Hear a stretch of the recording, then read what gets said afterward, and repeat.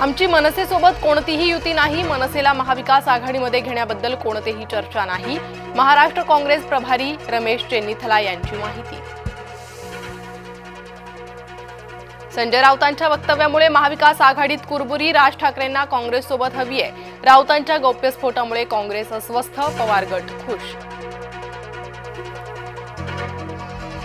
आमच्याबाबत इतर कुणी बोलू नये, संजय राऊत यांना मनसेनं फटकारलं।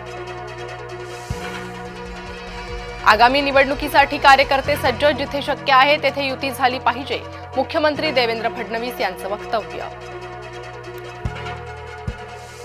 संघावर बंदी घालणारे पक्ष पायउतार झाले, संघ ही सांघिक शक्ती आहे, मुख्यमंत्री देवेंद्र फडणवीस यांचं वक्तव्य। पुण्यात पोस्टरवरून मनसे अभाविपमध्ये वादाची ठिणगी, अभाविपच्या शाखेला टाळं ठोकण्याचा मनसेचा प्रयत्न, मनसे कार्यकर्त्यांवर गुन्हा दाखल। आयारामांमुळे नाशकात भाजपची नाचक्की, भाजपात आलेल्या मामा राजवाडेसह इतर आरोपींना अटक, सरकारवाडा गोळीबार प्रकरणी कारवाईला वेग।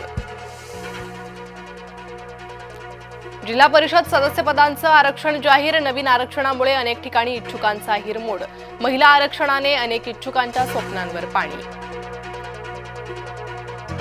नागपूरच्या वानाडोंगरी नगर परिषद क्षेत्रातील मतदार यादीत घोळ, एकाच घरात तब्बल 200 पेक्षा जास्त मतदार, जिल्हा प्रशासनानं दखल घेऊन चौकशी करण्याची मागणी। सरकार शेतकऱ्यांच्या समस्या सोडवत नाहीये, शेतकरी विरोधी सरकारच्या निषेधार्थ मोर्चा काढणार, महाराष्ट्र काँग्रेस प्रभारी रमेश चेन्नीथला यांचा इशारा।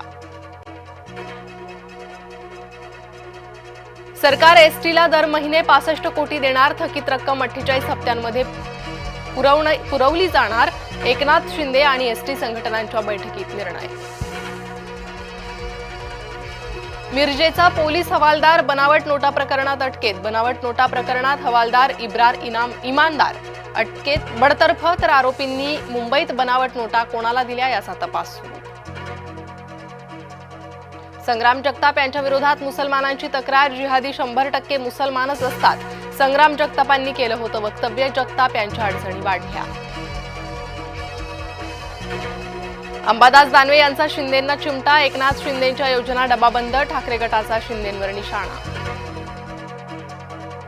शिंदेंच्या लोकप्रिय योजना बंद होणार नाहीत, योग्य वेळी कर्जमाफी करू, शरद पवारांच्या भेटीनंतर बोलले मंत्री उदय सामंत। कोल्हापूरकरांचा प्रशासनाविरोधात रोष, रस्त्यांवरील खड्ड्याचा केला वाढदिवस साजरा, कोल्हापूरचं नाव झालं खड्डेपूर। यशवंत बँकेत 112 कोटींचा गैरव्यवहार, बँक गैरव्यवहार प्रकरणी गुन्हा दाखल, शेखर चरेगावकर यांच्यासह 50 जणांवर गुन्हा नोंद। अखेर भारतीय बनावटीचं तेजस घेणार आकाशात झेप, स्वदेशी तेजस येत्या शुक्रवारी वायुदलात। 10वी-12वी परीक्षेच्या तारखा जाहीर, 12वीची परीक्षा 10 फेब्रुवारी ते 18 मार्च 2026 दरम्यान होणार, 10वीची परीक्षा 20 फेब्रुवारी ते 18 मार्च दरम्यान होणार।